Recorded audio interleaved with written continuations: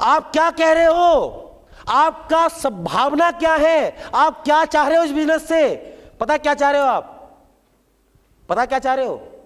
Sir पहले JEE बनवा दो फिर बीटेक करूंगा, पहले एम्स में डॉक्टर लगवा दो फिर पक्का एमबीबीएस कर लूंगा। यस और नो? आप इस तरह की एक्सपेक्टेशन इस बिजनेस से रख रहे हो साहब। कहीं होता है क्या ऐसा? पहले करना पड़ता है सर, फिर मिलता है। यस और नो? सर आपको लोग क्यों सुने? आपको भी एबीसीडी नहीं पता इस बिजनेस का, क्यों सुने लोग? आप सीएम हो क्या पीएम हो? नहीं, क्यों सुने? मतलब क्यों सुने लोग आपको? कह रहे लोग नहीं सुन रहे हमको। क्यों सुने तेरे को लोग? सुनाने के लिए अपनी नॉलेज को डेवलप करना पड़ेगा सर, अपने ज्ञान को डेवलप करना पड़ेगा। मैं सुना रहा हूं ना पिछले 10 सालों से, हर एक सुन रहा मेरी, तो मैं सुना रहा हूं ना ये बिजनेस 10 साल से सुना रहा हूं, और हर एक सुन रहा है। आईएएस सुन रहा है, आईपीएस सुन रहा है, इंजीनियर सुन रहा है, डॉक्टर सुन रहा है, खरगोपति सुन रहा है, करोड़पति सुन रहा है, हर एक आदमी सुन रहा है। 5-5 करोड़ के सैलरी पैकेज वाले लोग मेरे नेटवर्क में काम कर रहे हैं आज। Do you know about it? 5-5 crore के सैलरी पैकेज वाले। पैसिव इनकम कमाने का वर्ल्ड का इससे बेहतरीन मौका कुछ है नहीं दुनिया के अंदर। पैसिव इनकम कमाने का, एक बिना इन्वेस्टमेंट किए पैसिव इनकम जनरेट करने का इससे आसान मौका है ही नहीं। मगर क्या है, ये बिजनेस आपको ऑब्लिगेशन में आप आए, ये बिजनेस मैडम आई होंगी आपके पास में, चल तू कैरी कर लेता हूं ले। हमने एक सोच नहीं बनाया कभी इस बिजनेस का। मैं चाहता हूं सर कि एक सोच बनाए, एक ड्रीम पैदा करें सर। और ड्रीम पैदा करना या सोच बनाना बहुत बड़ी बात नहीं है। आपको जानते होंगे मेरे नेटवर्क में मिस्टर संदीप नारवाल, नाम सुना आपने? संदीप नारवाल जो कि नजफगढ़ से, बहादुरगढ़ से बिलोंग करते हैं, 3 साल पहले मेरे को वैशाली पे मिले। 3 साल पहले एक बीटेक इंसान, 25 साल का लड़का, मैंने इस बिजनेस में लेकर आता हूं, ऑटो में मेरे को मिला, इस बिजनेस में लाया। 40 साल की नौकरी करने वाला आदमी आज 2.5 साल के अंदर इस बिजनेस में Q5 में आ गया, 8 लाख अर्निंग कमा रहा है। गौरव भाटिया जी जो मैं सिस्टम में मेरे को मिले, रास्ते में मिले, रात को 10 बजे रोड पे मिले, मेरी मुलाकात हुई रोड पे, अनवांटेड मीटिंग हुई, अननोन आदमी से मीटिंग हुई। रात को 10:30 बजे मेरे को मिले इंदिरापुरम के अंदर, मैंने बात किया और मैं सिस्टम में लेकर के आया। 11 साल का एक्सपीरियंस था गौरव भाटिया जी को, और 11 साल उनके फादर गवर्नमेंट जॉब में, उनके दादा गवर्नमेंट जॉब में, उनको खुद 11 साल का एक्सपीरियंस। 11 साल के बाद सैलरी थी 12 लाख रुपए का पैकेज साल का। इस बिजनेस में लाया, जब बिजनेस में आए, टूटी हुई एक स्विफ्ट थी उनके पास में। आज वही इंसान 3 साल के अंदर 10 लाख रुपए महीना कमा रहा है और फॉर्च्यून अचीव करे बैठा है। ये बिजनेस तो टेस्टेड है, ये बिजनेस तो प्रूवन है कि नहीं है सर? है कि नहीं है सर? आप अपने आप को डेवलप नहीं कर पा रहे हो, प्रॉब्लम ये है। आप अभी सोच ही नहीं रहे हो कि ये मेरा बिजनेस है। हम में से बहुत सारे लोग, पता प्रॉब्लम क्या हो रही है सर? पता आपको बताओ, आज अभी तक आप डाउनलाइन बने बैठे हुए हो। क्या डाउनलाइन? पता प्रॉब्लम क्या है? अभी तक आप मेंबर बने बैठे हो, अभी तक आप डिस्ट्रीब्यूटर बने बैठे हो, अभी तक आप डाउनलाइन बने बैठे हो। Sir you will have to become an entrepreneur. आपको एक बिजनेस ओनर, एक एंटरप्रेन्योर बनना पड़ेगा और अपना सोच बनाना पड़ेगा सर। मैं आपको विश्वास कीजिएगा सर, अगर इस बिजनेस को आज आप समझ गए ना, ये रिवॉल्यूशन है सर, ये डायरेक्ट सेलिंग रिवॉल्यूशन है इस टाइम इंडिया के अंदर। आने वाले 6-7 महीने के अंदर वो होने वाला है, वो होने वाला है। आप जाइए तो सर गूगल पे, यूट्यूब पे, नेटवर्किंग, MLM, नेटवर्किंग, दबा के बुरा हाल है सर। आज पूरे इंडिया के अंदर किसी भी गांव मोहल्ले में पूछ लीजिए, एक काम कर रहा हूं, अच्छा वही मेंबर, चाहे वो निगेटिव वे में बोले वो अलग बात है, हर आदमी जानता है। यस और नो? आज धीरे धीरे मार्केट पॉजिटिव हो रहा है, क्योंकि गवर्नमेंट अभी आ गई हमारे साथ में। हर एक पढ़ा लिखा आदमी पॉजिटिव है सर। आपको थोड़ा टेक्निक समझना पड़ेगा। टेक्निक क्या समझना पड़ेगा पता है? कि हम लोग किस चीज में है? सेल्स। किस चीज में है? और सेल्स की एक खूबसूरती है, एक कहानी है, एक कैलकुलेशन है, एक तरीका है। सेल्स, क्योंकि अभी तक तो आप इंजीनियर थे, अब आप किस प्रोफेशन में आ गए? फॉर एग्जाम्पल आप इंजीनियर थे तो किस में आए? अभी आप कौन से प्रोफेशन में थे? जॉब में कौन से प्रोफेशन में? इंजीनियर, डॉक्टर, क्या थे? सेल्स में। आप इलेक्ट्रिकल में थे, तो इलेक्ट्रिकल में कोई आपको ना तो कह नहीं रहा था, कोई ना कह रहा था आपको। अब आप, ये बंदा बेचारा क्या में आ गया? तो सेल्स में जब आएंगे, सेल्स में क्या है ना, कंपलसरी है कि नहीं है? मर्सिडीज वर्ल्ड की कैसी कार है साहब? 100 लोग शोरूम पर जाते हैं, एक ही खरीदता है सर। तो मर्सिडीज बेकार नहीं हुई सर।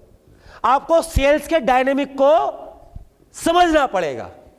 क्या समझना पड़ेगा? सेल्स के डायनेमिक को समझना पड़ेगा सर। हम कई बार बातें अपने ऊपर ले लेते हैं, तूने मना कैसे कर दिया। समझ पा रहे मेरी बात? देखो, इस इंडस्ट्री के अंदर सबसे बड़ा फेलियर का रीजन पता क्या है? सबसे बड़ा फेलियर का रीजन क्यों लोग फेल होते हैं? लोग रिजेक्शन से डरते हैं साहब। किससे डरते हैं? रिजेक्शन। और कोई रीजन नहीं है सर फेल होने का इस बिजनेस के अंदर, सिर्फ एक ही रीजन है, वो है रिजेक्शन। और मैं आपको बताना चाहूंगा साहब, जरूर, success always start from rejection. ये मैं नहीं कह रहा हूं, स्वामी विवेकानंद ने बोला है साहब।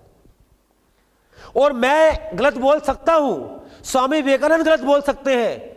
मेरे को एक इंसान का नाम बताइए, आपको कसम है आपके मां बाप की, बताना जरूर, कि जो आदमी सफल हुआ हो और उसने बहुत सारे रिजेक्शन ना देखे हो। एक का नाम बता दीजिए हिस्ट्री में से, एक का नाम। एक का नाम जानना चाहता हूं सर मैं आप लोगों से।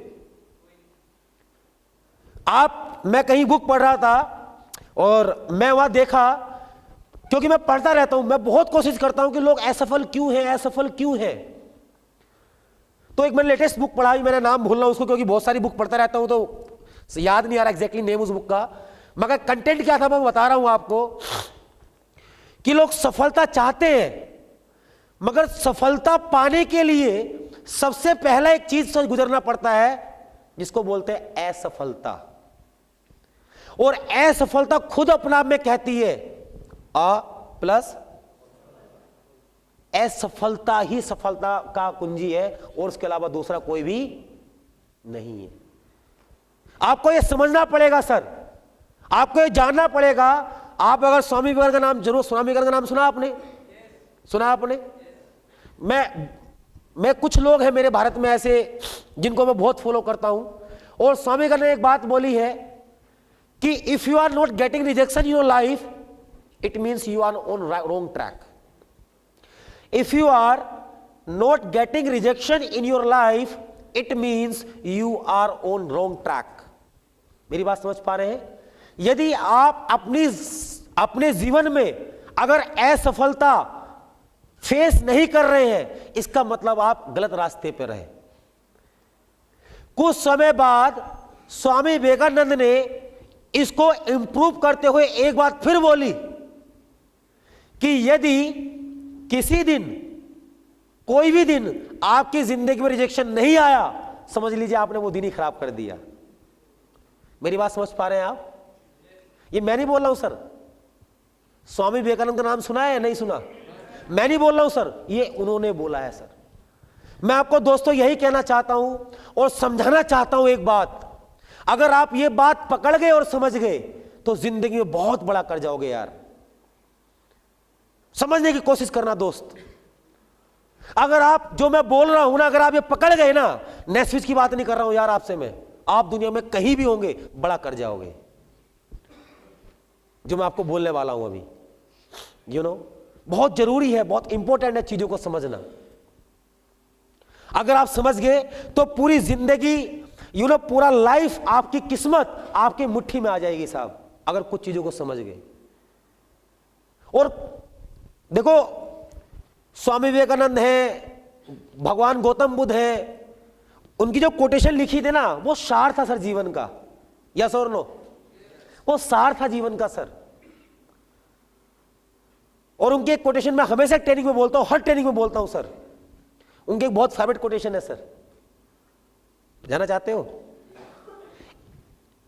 इन every situation, in every situation there is a challenge. समझ पाए मेरी बात? In every situation there is a challenge. आप किसान के पास जाइए साहब, आपको इतने चैलेंज बताएगा अपनी खेती के, आप हिल जाओगे। बाबूजी मैं तो बहुत दुखी हूं, गेहूं ही नहीं हो रहे, पानी नहीं पड़ रहा, बारिश नहीं आ रही, खाद नहीं मिल रहा। यस और नो? आप हाउसवाइफ के पास जाइए साहब, आपको दुनिया भर के चैलेंज बता देगी। आप स्टूडेंट के पास जाइए साहब, स्टूडेंट के पास सोच के देखिएगा, महसूस कीजिएगा। दोस्त आज रिक्वेस्ट कर रहा हूं आपसे हाथ जोड़ के, जब आप स्टूडेंट थे महसूस कीजिएगा, बस ये 12वीं खत्म हो जाए किस तरीके से, कॉलेज में तो मस्ती मारेंगे। फिर था या नहीं था चैलेंज? बस ये 12वीं में निकल जाए ना, ये 12वीं तक है आफत है ये, बस एक बार इससे निकल जाए ना, कॉलेज में तो खूब मस्ती मारेंगे। कॉलेज में आ गए, बस ये 3-4 साल है, उसके बाद तो जॉब में मस्ती मस्ती मारेंगे। कहा आज तक मस्ती कब मारी बताना जरा, मारी क्या? जिंदगी ऐसी निकलती जा रही है, यस और नो? और सर उसके पास जाओगे ना आप, रिक्शा वाले के पास बहुत चैलेंज है उसके पास, यू नो। किसी के पास चले जाओ सर आप, चाहे वो छोटा छोटा गड्ढे खोदने वाला है ना सर, वो कस्से चलाने वाला, उसके पास challenge. In every situation there is a, अब बात समझने का क्या मैं बोलना चाह रहा हूं, जब हर काम में चैलेंज ही है तो क्यों ना बड़ा काम किया जाए फिर, यस और नो?